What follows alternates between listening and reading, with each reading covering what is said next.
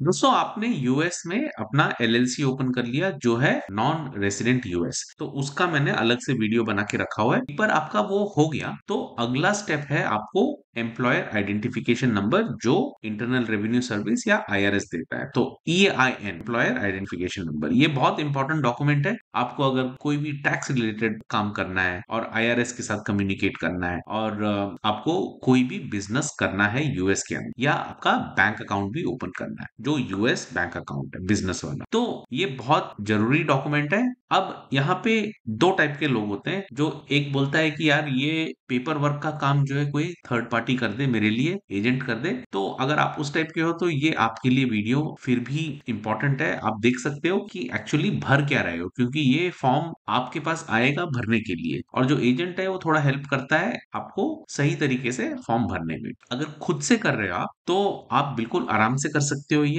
और क्योंकि आप यूएस के बाहर हो, यूजुअली 3 महीना तक लगता है ये EIN फॉर्म आपके हाथ में मिलने के लिए। तो अगर आप बिजनेस शुरू करने का सोच रहे हो 3 महीने का आपको वेट करना पड़ेगा, पर इसका भी एक तरीका है जहाँ पे आप 7 से 10 दिन के अंदर ये EIN नंबर ले सकते हो। आपको वीडियो में आगे चल के मैं बताऊंगा। और ये फॉर्म जो है मैंने आपके लिए पहले से ही भर के रखा हुआ है। सबसे पहली बात आपको ये फॉर्म मिलेगा कहाँ से, उसके लिए आपने ये आईआरएस का ऑफिशियल वेबसाइट है, लिंक जो है आपको डिस्क्रिप्शन में मिल जाएगा। और यहाँ देख रहे हो official website of United state government, यहाँ पे आपको ये है फॉर्म SS4 जो PDF डाउनलोडेबल वर्जन है। तो आप इसको क्लिक करोगे तो डाउनलोड होगा और ये PDF जो है एडिटेबल भी है, ठीक है। तो आपने एक बार ये कर दिया। अब आ जाते हैं इस फॉर्म पे जो कि है application for employer identification number SS4। अभी आप यूएस में हो नहीं हो, आपको ये फॉर्म भरना पड़ेगा। अब अगर आप यूएस के रेसिडेंट हो तो बहुत आसान है, आप जिस दिन फॉर्म भरते हो ऑलमोस्ट उसी दिन आपको ये EIN नंबर वो दे देते हैं आपको ऑलमोस्ट इमीडिएट। बट अभी क्योंकि आप यूएस के बाहर हो तो प्रोसेस थोड़ा सा लंबा हो सकता है। इसी का मैं आपको तरीका बताऊंगा कैसे आप कम से कम दिन में ये EIN ले सकते हो। तो पहले तो आप देखो, सबसे पहले आपने जो आपका LLC में आर्टिकल ऑफ ऑर्गेनाइजेशन है को अपने बगल में रखना है और देखना है जो भी एंट्री वहां पे है वही एंट्री यहाँ पे भी करो ताकि मैच हो। गलती होने का चांसेस बिल्कुल ऑलमोस्ट नील हो जाता है और फिर आपका डॉक्यूमेंट जो है वो भी सही सही आपका हो जाए। सबसे पहले देखो ये EIN यूजुअली ये जब आप फॉर्म फिल कर रहे हो तो ऐसे ब्लैंक रहेगा, ये भरा नहीं रहेगा। ये लास्ट में जो IRS है वो भरता है अपने फाइल पे रखने के लिए और जब आप मांगते हो तो आपको इसी के बेसिस पे वो EIN देता है। तो ये खाली रहेगा। Serial number 1 legal name of entity, आपके डॉक्यूमेंट में जैसे नाम लिखा है एग्जैक्टली वैसे ही आप यहाँ लिखोगे। और फिर 2 जो है ट्रेड नेम ऑफ बिजनेस, मेरे में तो नहीं है तो मैंने खाली छोड़ा हुआ है। एंड 3 जो है executor administrator trustee care of name, ये भी मैंने खाली छोड़ा हुआ है। तो आप अपने हिसाब से इसको खाली छोड़ना है कि नहीं आप देख लो। अमूमन जब आप शुरू कर रहे हो और सिर्फ आपने नाम रखा है तो आपको ये जरूरत नहीं है। 2 और 4A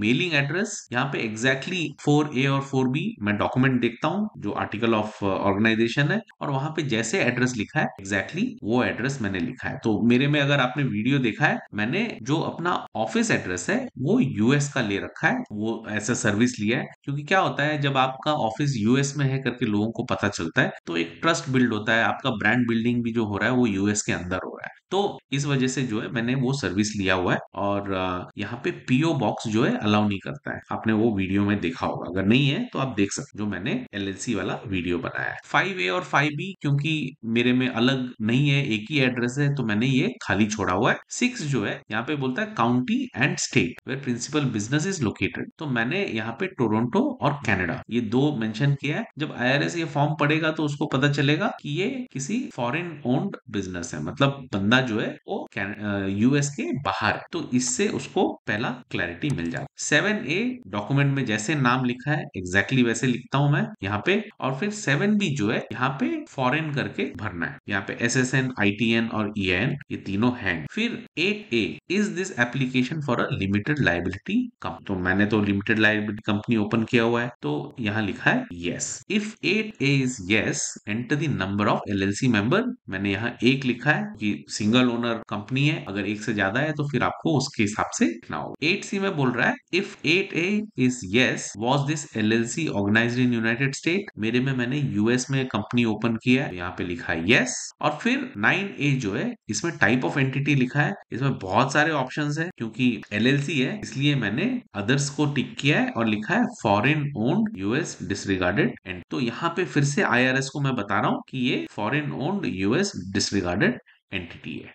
आप जब अपना टैक्सेस फाइल करोगे, ये सिर्फ जानकारी के लिए बता रहा हूँ, ये है फॉर्म 547 जो foreign corporation engaged in US trade और बिजनेस वाला है। ये भरूंगा मैं, आपको भी भरना पड़ेगा अगर आप एलएलसी सेटअप किए हो यूएस में। और ये फॉर्म मैं दिखा देता हूँ, ये जो फॉर्म है इसको भरना हो, तो ये सिर्फ और सिर्फ जानकारी के लिए। अभी foreign owned US disregarded entity यहाँ लिखा है, और फिर उसके बाद 9B जो है if a corporation name the state of foreign country if applicable where incorporated. तो यहाँ पे थोड़ा कंफ्यूजन हो सकता है, ये कंपनी मैंने यूएस के अंदर ओपन किया है इसलिए यूएस का जो स्टेट है वो लिखा है, और फॉरेन कंट्री वाले जगह पे यूएस वाला नाम ही लिखा है, यूनाइटेड स्टेट्स ऑफ अमेरिका। फिर 10 serial number, reason for applying. अमूमन जो है लोग ई कॉमर्स करते हैं, मेरा कंसल्टिंग वाला बिजनेस है तो मैं ई कॉमर्स वाला दिखा रहा हूँ कैसे है करके। अगर आपका कोई सवाल है तो आप कमेंट में जरूर लिख सकते हो। तो यहाँ पे ई कॉमर्स सेलेक्ट किया है, ठीक है, टाइप किया है, और फिर यहाँ पे 11 जो है डेट बिजनेस स्टार्टेड और एक्वायर्ड, इसमें है मंथ, डे और ईयर फॉर्मेट। यहाँ पे बहुत सारे लोग जो है गलती कर देते हैं, आपने नहीं करना है। अपना डॉक्यूमेंट जो है आर्टिकल ऑफ ऑर्गेनाइजेशन उसको ओपन करो, अब देखो कौन सा डेट को आपका फॉर्म हुआ है वो लिखा रहेगा, एग्जैक्टली मंथ, डे और ईयर लिखो। आप ये अगर ऐसा नहीं लिखना चाहते हो और आपको लिखना है 04/23/2024 वो भी एक्सेप्टेबल है, बस आपको फॉर्मेट जो है वो ध्यान रख। फिर यहाँ पे आते हैं closing month of accounting year. अमूमन लोगों का जो है दिसंबर रखते हैं फाइनेंशियल ईयर का, अगर आपका अलग है तो फिर आप वो लिख सकते हो। अगर आपको पता नहीं है क्या है तो थोड़ा सा ऑनलाइन जानकारी ले लो आप। अमूमन लोग जो है दिसंबर का रख, जनवरी टू दिसंबर का फाइनेंशियल ईयर होता है जो यूएस फॉलो कर। ये हो गया, अभी आ जाते हैं नीचे। अब 13 जो है यहाँ पे highest number of employ expected, अगर आपको पता है तो आप लिख सकते हो। यहाँ पे एग्रीकल्चर में तो 0 लिखा है मैंने, हाउस होल्ड में 0 लिखा है, अदर्स में 0 लिखा है। अगर आपको नहीं पता है तो 0 रखो, बाद में अगर आपको कोई अगर एम्प्लॉय हायर भी करते हो जो यूएस के अंदर है तो आपको कुछ नहीं है, आईआरएस में जाके पेरोल एक्टिवेट करना होगा। आप एक बार वो ऑनलाइन एक्टिवेट कर सकते हो, उसका भी मैं अलग से वीडियो बना दूंगा, बट फिलहाल के लिए अगर आपको नहीं पता है तो आप 00014 जो है यहाँ पे, क्योंकि ये 0 रखा है तो मैंने ये चेक बॉक्स खाली छोड़ दिया है, तो ये आप देख लेना। अमूमन जो है आपका अगर 0 है तो आप फिर उस हिसाब से ये चेक बॉक्स छोड़ देना खाली। फिर 15 जो है first date wage annuity were paid, ये मैंने खाली छोड़ा है, कुछ नहीं भरा है। और फिर 16 में जो है check one of the boxes best describe principal activity of your business. तो आप यहाँ से देख सकते हो बहुत सारे ऑप्शंस है, ठीक है। तो यहाँ ई कॉमर्स वाले के लिए अदर्स सेलेक्ट किया है और फिर स्पेसिफाई किया है क्या है। अगर आपको कंफ्यूजन है, यहाँ पे आपको कोई दिख नहीं रहा है जो एग्जैक्टली आप बिजनेस से मैच करता है, कोई नहीं, यहाँ पे अदर्स करो और जो बिजनेस है आप वो यहाँ पे कर। तो ये आपका दिया ई कॉमर्स। फिर indicate principal line of merchandise sold, specific construction work done, product produced, service provided. तो आपके बेस्ट ऑफ एबिलिटी में जो भी है आप उसके बारे में, बिजनेस के बारे में बता देना। तो यहाँ पे आप लिख सकते हो, जैसे मैंने यहाँ दिखाया फिटनेस प्रोडक्ट, आप अगर कुछ और लिखना चाहते हो आप लिख सकते हो, जितना आप डिस्क्राइब कर सकते हो आप। फिर आ जाते हैं 18 में, has the applicant entity shown in line 1 ever applied and received EIN. आप पहली बार कर रहे हो इसलिए आप सेलेक्ट करोगे नो, अगर आपके पास है तो फिर आपको यस करना पड़ेगा, फिर आपको ईआईएन वापस इशू नहीं हो, ठीक है। अगर आपका ये बिजनेस बिल्कुल ही अलग है तब जो है ईआईएन आपको अलग से इशू होगा उस बिजनेस के लिए, नहीं तो नहीं। थर्ड पार्टी डेजिग्नी, ये यहाँ पे हम लोग यूज नहीं कर रहे हैं किसी थर्ड पार्टी को, अगर थर्ड पार्टी को यूज कर रहे हैं तो उसको अलग से $100 के आसपास पैसा देना होगा पूरा प्रोसेस करने के लिए। कम में भी हो जाता है, वो थोड़ा आप रिसर्च कर सकते हो। जो मैं तरीका आपको बता रहा हूँ वो बहुत ही सुंदर, सस्ता, टिकाऊ बताऊंगा आपको कैसे करना। फिर आप जो यहाँ पे आ जाते हो, नेम एंड टाइटल, नाम लिखा, और एलएलसी में यूजुअल जो बिजनेस है उसमें मैनेजिंग मेंबर होता है। अब लोग सीईओ लिख देते, डायरेक्टर लिख देते, जो भी आपके डॉक्यूमेंट में लिखा है आप उसके हिसाब से यहाँ पे भर देना। यूजुअली एलएलसी में मैनेजिंग मेंबर, सिंगल बंदा भी अगर है तो मैनेजिंग मेंबर। फिर आपका जो टेलीफोन नंबर है वो आप जिस देश में भी बैठे हो वहां का टेलीफोन नंबर आप यहाँ पे भरते हो। मैं कनाडा में हूँ तो मैंने कनाडा का नंबर भर दिया। और फिर जो फैक्स नंबर है वो मैं बताऊं जो मैं फैक्स सर्विस लेता हूँ उसका, तो वो हो जाएगा। और फिर यहाँ पे है सिग्नेचर और डेट। तो सिग्नेचर के लिए आप एडोबी एक्रोबैट का अगर सर्विस लिए हो तो डिजिटल सिग्नेचर कर सकते हो डायरेक्टली। यहाँ पे आप जैसे ही क्लिक करोगे यहाँ पे सिग्नेचर आपका जो है वो ट्रांसफर कर सकते हो, डेट लिख सकते हो डिजिटली। नहीं तो आप प्रिंट आउट ले लेना और प्रिंट आउट लेने के बाद आप इसमें सिग्नेचर और डेट भर देना। ये जो फॉर्म आपने फिल करने के बाद जो या तो प्रिंट आउट लिया है या डिजिटली साइन करके उसको कॉपी बनाया है, इसके साथ आपका आर्टिकल ऑफ ऑर्गेनाइजेशन जो है उसका जो पेज जहाँ पे पूरा आपका ये इंफॉर्मेशन है वो वाला पेज जो है एज अ सेकेंड पेज रख लेना। और ये जरूरत नहीं है बट ये एक तरह से हेल्प करेगा आपको, जो आप आईआरएस वाले के पास भेज रहे हो उसके पास वो आपका ये आर्टिकल ऑफ ऑर्गेनाइजेशन जो रहेगा उससे उसके सवाल और कम हो जाएंगे क्योंकि उसको